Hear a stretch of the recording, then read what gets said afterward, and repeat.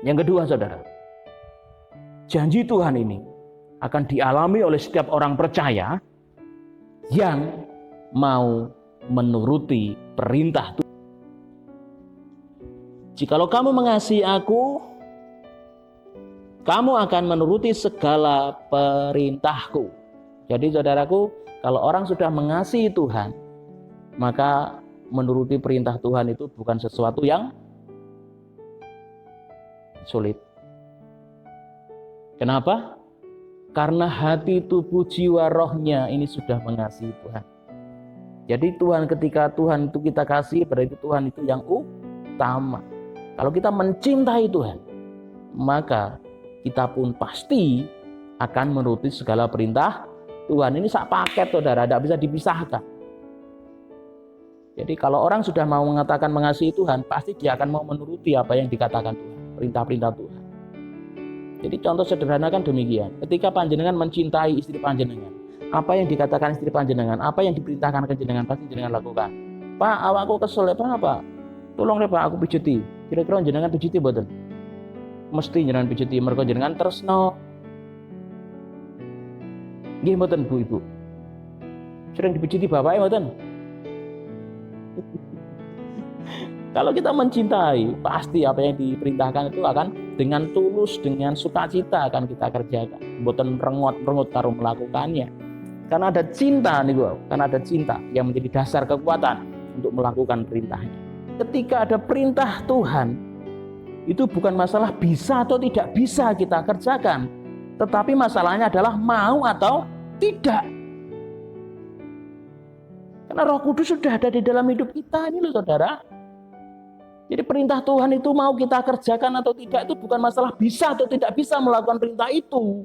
Tetapi masalahnya adalah mau atau tidak mau melakukan perintahnya Tuhan. Itu masalah pilihan. Bukan masalah bisa atau tidak bisa.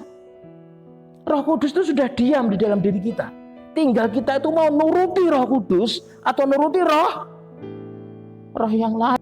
Saudara dikasih Tuhan, mari pagi ini kita diingatkan. Orang-orang yang mau melakukan segala perintah Tuhan inilah orang-orang yang akan menerima janji Tuhan. Jadi istri saya pernah belanja di Alfamart, ya Alfamart. Kalau belanja susu itu sudah hampir 50.000 dan ikan jajan untuk anak-anak itu sudah 60.000 lebih, saudara. Dan ketika belanja lebih di atas 60.000, boleh tebus murah.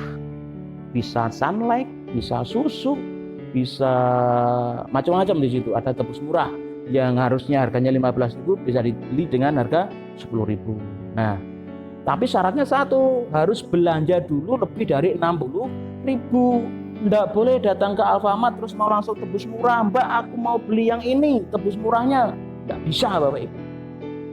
Syaratnya kedah beli belanja yang senilainya di atas 60.000 baru boleh tebus murah.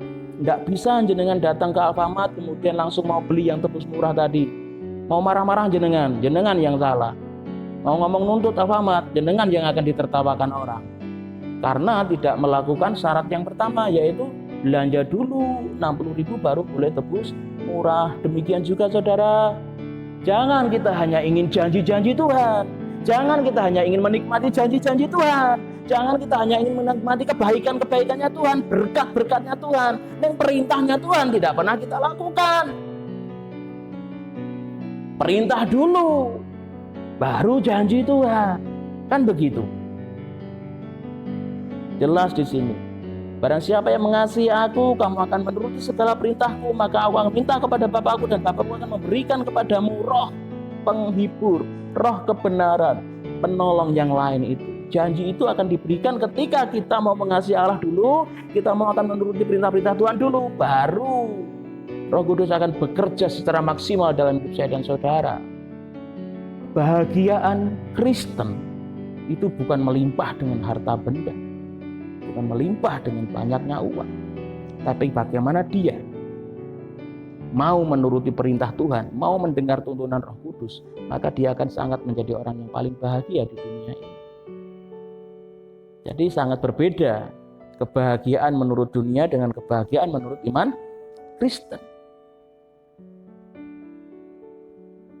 Jadi saudaraku, kalau ingin bahagia hidupmu yang sejati, tidak yang abal-abal. Kalau panjenengan ingin bahagia yang sejati, ya datanglah kepada ahlinya yang bisa membuat bahagia. Siapa? Saya sebagai hamba Tuhan. Saya mau katakan, tidak ada alternatif yang lain untuk panjenengan mendapatkan kebahagiaan yang sejati selain di dalam Tuhan. Hanya di dalam Yesus Kristus Tuhan panjenengan akan mendapatkan kebahagiaan yang sejati.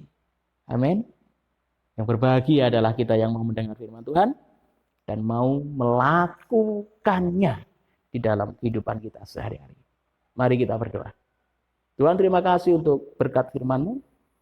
Kiranya Roh Kudus akan terus memampukan kami untuk boleh dimengertikan lebih dalam lagi. Dan terlebih dari itu kami rindu supaya Tuhan memberikan kekuatan kepada kami. Supaya kami tidak hanya menjadi pendengar firman, tapi kami juga menjadi pelaku firman. Sehingga kebahagiaan itu akan terjadi nyata di dalam hidup kami. Terima kasih Tuhan. Haleluya. Amin.